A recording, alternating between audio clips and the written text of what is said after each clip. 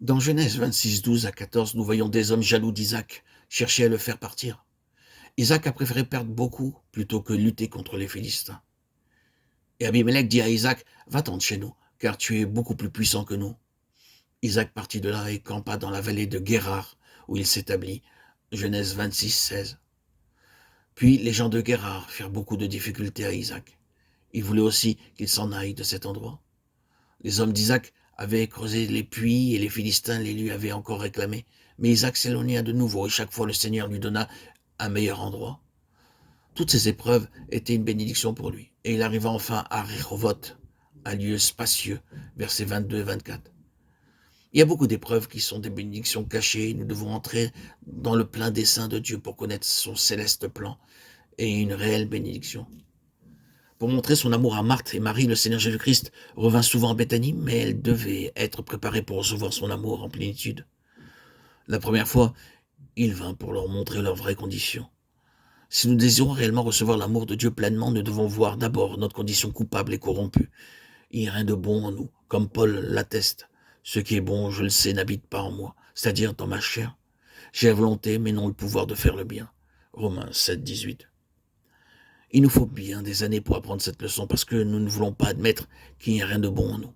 Ce n'est qu'après bien des échecs que nous voyons combien nous sommes pécheurs et corrompus, et que nous devons être délivrés de notre nature pécheresse. Il y a quelque temps, quelqu'un me donna une pomme rouge. Je la gardai 2 jours, puis je la coupai et je la trouvais gâtée à l'intérieur. J'essayais de trouver au moins un bon morceau, mais il n'y avait pas une seule partie qui fût bonne. Elle paraissait très belle au dehors, mais elle était pourrie à l'intérieur. Je continuai à gratter avec un canif, mais il n'y avait rien de bon. Il en est de même pour nous. Extérieurement, nous paraissons bons, mais intérieurement, nous sommes pourris. C'est notre nature. Dieu a déclaré qu'il n'y a rien de bon dans notre chair et par conséquent notre vie est souillée, pleine de faiblesses, de défauts. Le serviteur de Dieu l'atteste, il n'habite rien de bon dans ma chair. Romains 7, 18. De toute manière, nous sommes souillés et nous ne pouvons pas compter sur notre vieille nature. Il nous faut bien des années pour apprendre cette leçon. Mais nous devons l'apprendre, alors l'amour divin pourra couler librement. En apparence, la famille de Béthanie se composait de gens très bien. Ils s'occupaient du Seigneur Jésus et l'aimaient. Ils n'étaient pas comme les pharisiens et les sadducéens qui cherchaient à le prendre en défaut. Cette famille avait un grand respect pour le Seigneur Jésus-Christ et l'accueillait avec une grande joie chaque fois qu'il passait par là. Il a dû prendre ce chemin bien des fois parce que Béthanie est sur la route de Jéricho à Jérusalem et toutes les fois que le Seigneur Jésus venait à Jérusalem, il a dû s'arrêter. Bien que ses visites soient mentionnées 8 fois seulement, il a dû s'y rendre bien d'autres fois.